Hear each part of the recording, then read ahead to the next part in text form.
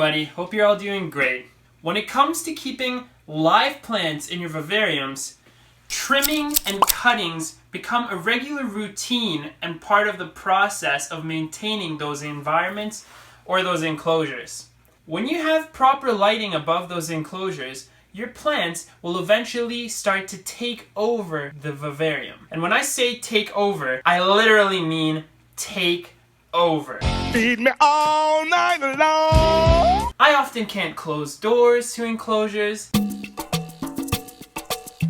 I have leaves growing out the screen tops of the enclosures. I don't know how those Ficus benjaminas do it, but they literally squeeze through the top of the mesh and start sprouting out the top. I can't have that. You shall not pass! Not to mention, the lighting becomes insufficient because the plants are blocking out all light passing through. So, what we need to do is periodically cut the plants down. Yes, for Reptiliatus fantasticus, it's great to have a very dense environment in the enclosure because they like to feel covered at all times. However, for the appeal and aesthetic factor of the enclosure, it's good to have some light pass through, and not to mention, depending on what species of plants you're keeping, some may get choked out because they're not receiving any light, so we need to take that into account.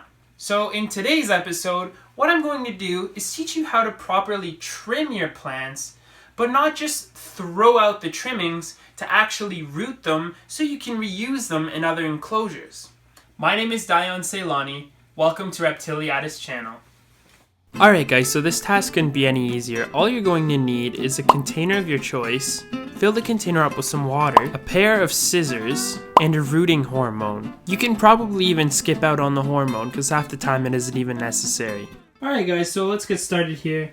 As you can see, this enclosure, more or less I'm going to leave this one. The plumosa fern up here is touching the roof, but it hasn't really grown in and established itself all that well that I want to be doing any cuttings yet.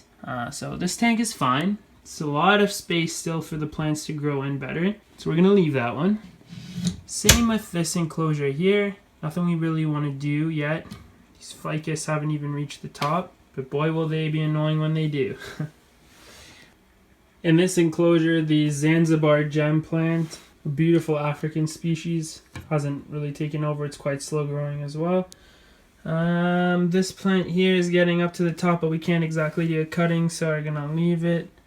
The zebra plant up there, and the snake plant's okay. So really down here, these are just kind of new things, so we don't have too much to do in any of these yet. But it's going to be the Fant enclosures with their T5. So right away you can see, looking here, there is a lot to do. This tank is ridiculous. Damn! There's going to be a lot of Ficus benjamina cuttings to be taken. You can't really... You kind of see through the lid there that the plant is growing through the screen. Alright, so we'll start here. Lots of cuttings to take. I will show you the process and how I do it. And we'll use the rooting hormone. That way you guys can have a good look at how you can, get the cuttings a bit of a jump start. Honestly, you don't necessarily need the rooting hormone agent. A lot of plants are quite hardy and will root just in the RO water alone under bright and warm light. But the rooting hormone helps. There's like antifungal properties inside the rooting hormone, so it helps the cutting stay sanitary and clean so it doesn't get infected. Alright, let's get started. Let's take those cuttings. So, because we're dealing with animals that literally look like plants, the first thing I do is remove them from the enclosure, because the last thing I want to do is take a cutting off of a gecko. That's not what we're here to do. So, let's go ahead and locate those animals here. The Fant.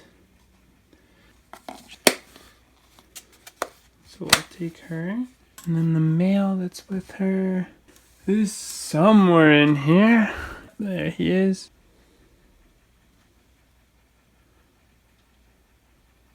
Lovely guy. So I'll put him in a cup too. Basically, you just gently put him in here before he starts freaking out. And voila.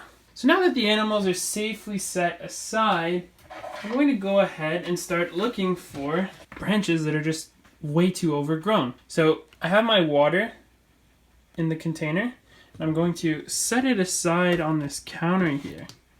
And I have my rooting hormone that I'm going to open. I just use this Wilson's liquid root stimulator. It's nothing too fancy schmancy. Give it a little shake, keep my animals away from it.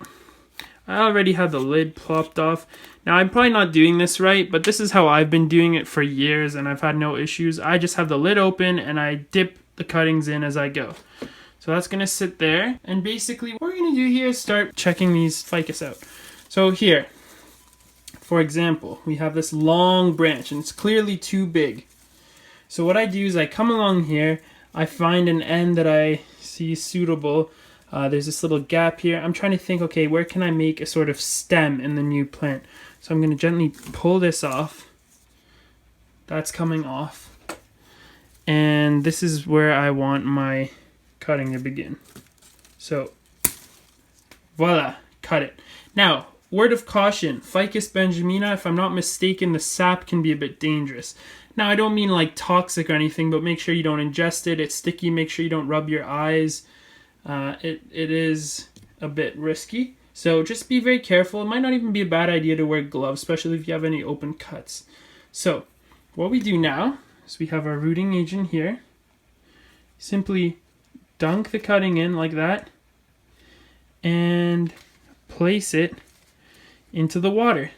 And it's that simple. Literally, guys, you just keep doing that. Your cuttings are eventually going to root in this container. And like I said, they have to be in bright light and ideally kept a bit more warm than usual to just help stimulate the root growth. But once you have the roots, you can just plant them. So let's go ahead. I'm going to do a bit of a sped up version here, and let's give this tank a haircut, shall we? So I'm going to tilt this up a bit. You see that there's really no growth down here. So I can tilt this up and show you my masterpiece in action.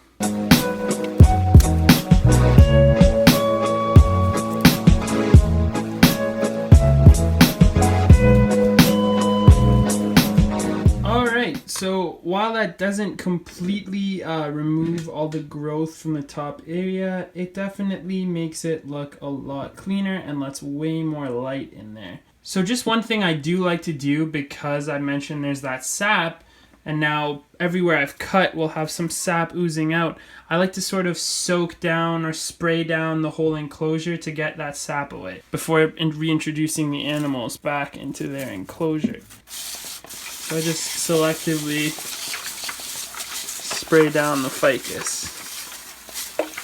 And yeah, that looks pretty good already. Wonderful.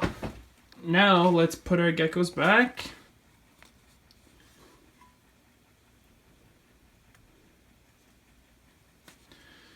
So once again, same process. We're just going to go in here, remove the animals wherever they might be. Sometimes that's a harder step than it looks.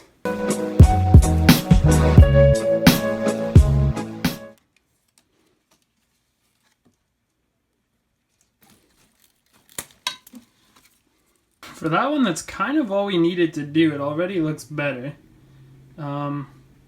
Yeah, I think that's all we needed to do, is cut that branch off. So now we just hose it down again. Sure the sap is washed away as much as possible.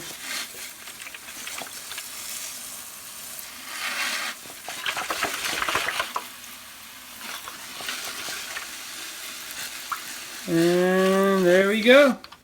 Very good, very good. So now what I thought I'd do is kind of just show you guys a few before and afters of the enclosures. So here's a before and here's an after. So trimming here has already been done. Another before, lots of Ficus benjamina up at the tree canopy. We have a peace lily down there. And then an after. Alright, so there's some trimming done. And you can see all the light that's allowed through now.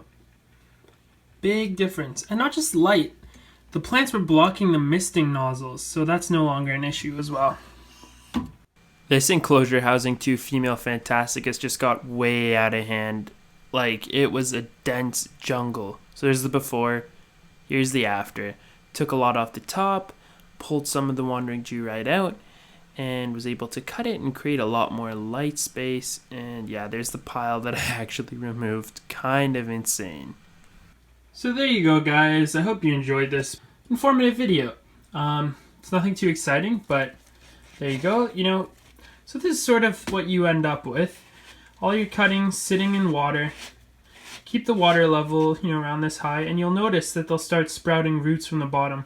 Once the roots are a few centimeters long, you should be good to just stick your finger into the soil, add the plant, bring the soil around, pat it down firmly, and there you'll have it. Your plants will be growing. We have some fans just hanging out here in the light.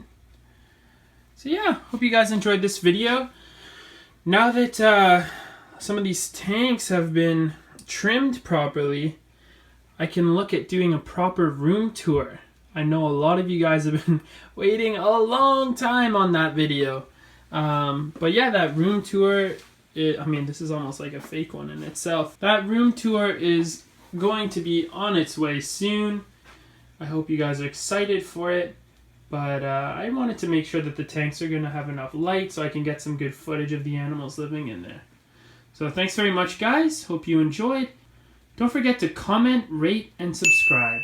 Take care.